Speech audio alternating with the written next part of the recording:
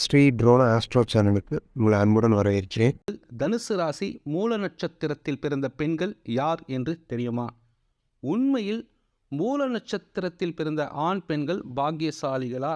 அதிலும் குறிப்பா மூல நட்சத்திரத்தில் பிறந்த பெண்கள் அதிர்ஷ்டசாலிகளா? உண்மை என்ன அப்படின்றத இந்த பதிவில் நாம் பார்க்கலாங்க.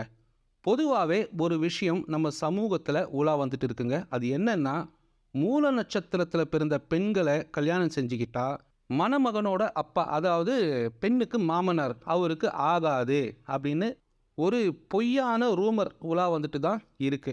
இதனாலேயே பல மூல நட்சத்திர பெண்கள் பார்த்தீங்கன்னா கல்யாண வயசில் ரொம்பவும் கஷ்டப்படுறாங்க. ஆனால் உண்மையில் மூல நட்சத்திரத்தில் பிறந்த பெண் கிடைப்பது என்பது ஒரு வரம் அப்படின்னு தான் சொல்லணுங்க. அந்த அளவுக்கு அந்த பெண் மிக மிக அதிர்ஷ்டசாலியாக இருப்பாள். தனுசு ராசியில் பிறப்பது அப்படின்றதே ரொம்ப அரிதுங்க. அதுவும் பூர்வ புண்ணியமும் கடவுளோட அதீத அருளும் இருந்தால் மட்டும்தான் தனுசு ராசியில் பிறக்க முடியும். அதிலும் மூல நட்சத்திரத்தில் பிறப்பது என்பது பிரமாதம் அப்படின்னு சொல்லலாங்க. 100லேருந்து 99% மூல நட்சத்திரத்தில் பிறந்தவங்க அவங்களோட வாழ்க்கை லட்சியத்தை அடையக்கூடியவங்க தான். ஆன்மீகமானவர்கள் இந்த மூல நட்சத்திரத்தில் பிறந்தவர்கள், அமைதியானவர்கள், அதே போல அசுர குணம் கொண்டவர்கள், பூமாதேவியை போல பொறுமையானவர்கள், ஆனால் கோபம் வந்தால் பூகம்பம் தான். ஆளுமை மிக்கவர்கள், அன்பானவர்கள். ஸோ இப்படி இருக்கும் ஒரு மூல நட்சத்திர பெண்ணை கல்யாணம் பண்ணால் மாமனாருக்கு ஆகாதுன்னு யாரோ ஏதோ ஒரு விஷயத்தில் சொன்ன ஒரு பொய் இன்றளவும் விஷமமாக உலா வந்துட்டு தான் இருக்குங்க.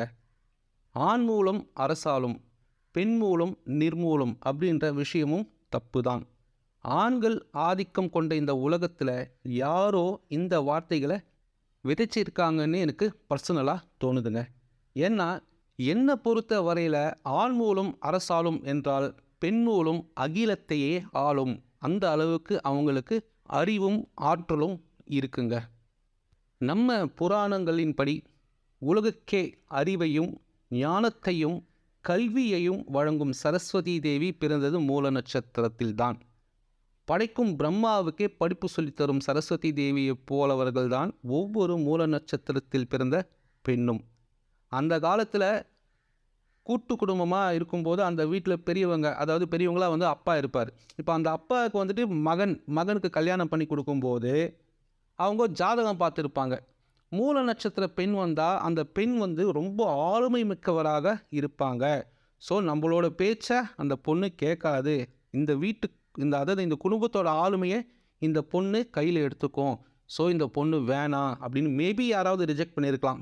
அப்போது இந்த ஒரு தப்பான விஷயத்த சொல்லி வச்சிருக்கலாம், மாமனாருக்கு ஆகாதுன்னு. மாமனாருக்கு ஆகாதுன்னா ஆளுமை இந்த பெண் எடுத்துக்க போகிறா, அவ்வளோதான் இல்லையா? ஸோ அந்த மாமனாருக்கு என்ன பயம் அப்படின்னு பார்த்தீங்கன்னா, அந்த பொண்ணு ஆளுமை மிக்க பெண்ணாகவும் அறிவு மிக்க பெண்ணாகவும் இருக்கும். ஸோ இவரோட ஆளுமைக்கு பங்கம் வரும்னு ஒரு அற்ப புத்தியோட வேணும்னே அந்த மாதிரி ஒரு விஷயத்த சொல்லியிருப்பாங்க, மாமனாருக்கு ஆகாதுன்னு. ஒன்று புரிஞ்சுக்கோங்க, எந்த நாடாக இருந்தாலும் சரி, எந்த ஊராக இருந்தாலும் சரி, பெண்ணின் ஆளுமையால் இருக்கும் குடும்பம் எப்போவுமே சிறப்பாகவே இருக்கும். இந்த விஷயம் உங்களில் பல பேருக்கு தெரிஞ்சிருக்குங்க. அந்த பெண் வந்து பாட்டியாக இருக்கலாம், இல்லை அந்த பெண் வந்து அம்மாவாக இருக்கலாம், இல்லை அந்த பெண் மகளாக இருக்கலாம், ஏன் மருமகளாக கூட இருக்கலாங்க. ஒரு பெண்ணோட கட்டுப்பாட்டில் குடும்பம் அப்படின்றது இருக்கும்போது அந்த குடும்பம் ரொம்ப சிறப்பாகவே இருக்கும். இந்த விஷயத்தை புரிஞ்சவங்க மூல நட்சத்திர பெண்ணை வேண்டாம் அப்படின்னு சொல்லவே மாட்டாங்க. மறுபடியும் சொல்கிறேன், மூல நட்சத்திரம் பெண் கிடைப்பது அப்படின்றது பார்த்தீங்கன்னா ஒரு வரம். நான் எத்தனையோ ஜாதகம் பார்க்குறேங்க, எத்தனையோ பேருக்கு இது வரைக்கும் பார்த்துருக்கேன், இன்னும் பார்த்துட்டு இருக்கேன். எத்தனையோ குடும்பங்களில் பார்த்துருக்கேன். அந்த குடும்பத்தில் இருக்கிற மூல நட்சத்திர பெண்களை பார்த்துருக்கேன். அதே மாதிரி என்னோட ஃபேமிலியில் மூல நட்சத்திர பெண்கள் இருக்காங்க. அவங்களோட ஆளுமையை பார்த்து நான் கண்டிப்பாக வியந்திருக்கேன். அதே மாதிரி மற்றவங்களோட குடும்பத்தில் இருக்கிற பெண்கள், மூல நட்சத்திர பெண்களோட ஆளுமையும் சரி, திறமையும் சரி, அவங்கள பார்த்து நான் நிச்சயம் வியந்திருக்கேன் அப்படின்னு தான் சொல்லணும்.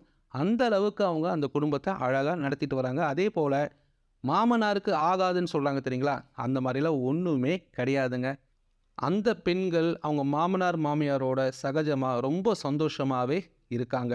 எந்த காலத்துலேயோ யாரோ ஒருத்தர் சொன்ன பொய்யான விஷயங்களை வச்சுட்டு வீட்டுக்கு வரும் சரஸ்வதி தேவியை ஒதுக்க வேண்டாம் அப்படின்னு ரொம்ப தாழ்மையாக கேட்டுக்கிறேங்க. இன்னும் சொல்லப்போனால் இந்த டெலிவிஷனில் வர சீரியலெல்லாம் இருக்குது இல்லைங்களா, அதை கண்டினியூவாக பார்க்குற பெண்களை கண்டிப்பாக தவிர்த்துருங்க அப்படின்னு சொல்லுவேன். அதுதாங்க வீட்டுக்கு ரொம்ப கேடு. மூல நட்சத்திரம் கேடு கிடையாதுங்க. மூல நட்சத்திரத்தில் பிறந்த பெண் வரம் அப்படின்னே மறுபடியும் சொல்கிறேங்க.